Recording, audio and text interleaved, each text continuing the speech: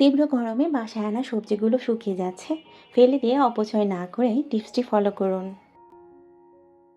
প্যাকেটের মাঝে অবশিষ্ট যে খাবারটি রয়ে গিয়েছে তার গুণগত মান বজায় রাখার উপায়। ইনস্ট্যান্ট কিচেন নাইফগুলো কিভাবে শার্প করা যায় তার উপায়। খুবই সহজে কাঁচের জারগুলো থেকে ব্যাড স্মেল কিভাবে দূর করা যায় তার উপায়। এই যে ব্যবহৃত টি ব্যাগগুলো রয়েছে তার পুনরায় সঠিক ব্যবহার উপায়।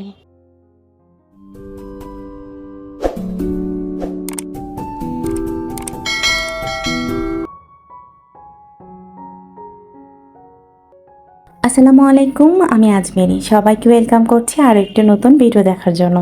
তবে আজকের এই ভিডিওটিও আমি কিচেন টিপস এবং ট্রিক্সগুলোকে ঘিরেই তৈরি করেছি। ইদানিং বেশ আগ্রহ এবং ভালো লাগা কাজ করছে নিজস্ব ক্রিয়েটিভতায় এই টিপস এবং ট্রিক্সগুলো তৈরি করতে। তা আমার নিজস্ব খুশি, তার সঙ্গে এই যে আমার খুশিটা সেটা যেন আপনাদের কাছে প্রয়োজন হিসেবে ধরা দেয়, সে আশা রেখে ভিডিওটি শুরু করছি। কোথাও কোথাও তীব্র মাঝারি মৃদু তাপ প্রবাহ বয়ে চলেছে, আর এর মাঝে জনজীবন বেশ অতিষ্ঠ। সেখানে বাজার থেকে সতেজ সবজিগুলো আনার পরেই দেখবেন নিস্তেজ হয়ে যাচ্ছে। এরপর কি হয়, সেটা রান্না করলে খেতে আর ভালো লাগে না। তো সেই নিস্তেজ সবজিগুলো ফেলে দিয়ে অপচয় না করে সেটাকে রান্নার উপযোগী কিভাবে করা যায় তার ছোট্ট একটি টিপস শেয়ার করছি। যে সবজিগুলো ঠিক এরকম বর্ণ হয়ে গিয়েছে সেগুলোকে একটু প্রসেসিং করে নিয়ে বারবার নর্মাল পানিতে ভিজিয়ে দেব। তারপর 10 থেকে 12 টুকরা বরফের মাঝে দিয়ে দিয়েছি। ঠিক এই অবস্থায় আধা ঘন্টার জন্য আমি ভিজিয়ে রাখবো। গরম যে কতটা ভয়াবহ রূপ ধারণ করেছে, এই যে আমার মেয়ে আমাকে হেল্প করার উদ্দেশ্যে বরফ পানিতে হাত ডুবানোর উদ্দেশ্যে দৌড়ে ছুটে এসেছে। তো যাই হোক, এরপর সবজিগুলো উঠিয়ে রান্না করবেন, দেখবেন সতেজ হয়ে গেছে। আর রান্না করে খাবার পর সেটা স্বাদ, গন্ধ, বর্ণ সবকিছুই অটুট থাকবে।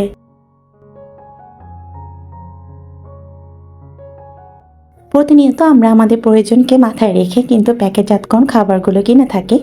আর প্যাকেটজাতকরণ খাবারগুলো কৌটায় ঢেলে সংরক্ষণ করি। তবে কিছু কিছু সময় প্যাকেটের মাঝে কিছু খাবার রয়ে যায়, আর সেই খাবারগুলো যদি আমরা খোলা অবস্থায় রাখি তাহলে কিন্তু প্যাকেটের ভিতরে খাবারগুলো তার গুণগত মান হারিয়ে ফেলে।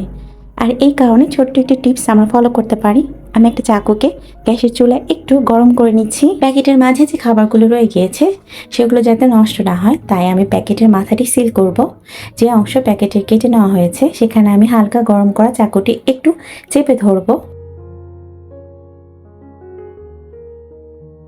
তবে একটা জিনিস মাথায় রাখতে হবে, যখনই আমরা মুখটা সিল করব তার পূর্বে প্যাকেটের মাঝে যে বাতাসটা প্রবেশ করেছে আমরা চেষ্টা করব সেটাকে একটু বের করে নেবার। এরপর আমরা ঠিক এভাবেই সিল করে নিতে পারি।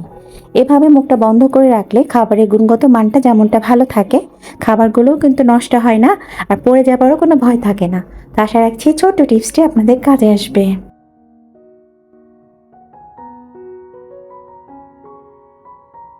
এরপরের যে টিপসটি শেয়ার করছি সেটা খুবই সাধারণ এবং সহজ একটি টিপস, তবে খুবই ইফেক্টিভ একটি টিপস। যেমনটা আমাদের বাসায় এরকম জালির বাসনপত্র আমরা ব্যবহার করে থাকি, এটা যে কত ধরনের কাজে লাগতে পারে। যেমনটা ইনস্ট্যান্টভাবে আপনি আপনার চাকু ধার দিতে পারবেন। রান্নাঘরে ব্যবহৃত চাকুগুলো রীতিমতো ব্যবহার হচ্ছে, তখন হয় কি আস্তে আস্তে ধারগুলো কমতে থাকে। ইনস্ট্যান্টভাবে ধার প্রয়োজন হলে ঠিক এরকম নিটের জালিগুলোতে ঘষা দিলে কিন্তু চাকুগুলো বেশ ধার হয়। তো আশা রাখছি ছোট টিপসটিও আপনাদের কাজে আসবে।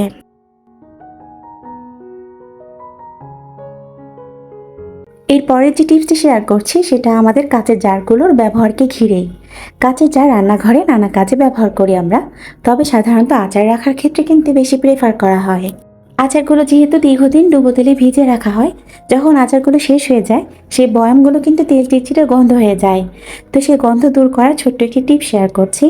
আমরা যখনই এই কাঁচের জারগুলো ধুয়ে নেব, একটু বেকিং সোডা, ডিশওয়াশ জেল অথবা গুঁড়া পাউডার মিক্সড করে তারপর পরিষ্কার করব। এতে হবে কি, যে বাজে এক ধরনের স্মেল তৈরি হচ্ছে সেটা আর থাকবে না, আর বয়ামগুলো আমরা অন্য কাজে ব্যবহার করে নিতে পারবো। ব্যবহৃত চা পাতার নানাবিধি ব্যবহার উপায় রয়েছে, যেটা একটু একটু করে আপনাদের সঙ্গে শেয়ার করি। আজকে একটি উপায় শেয়ার করছি।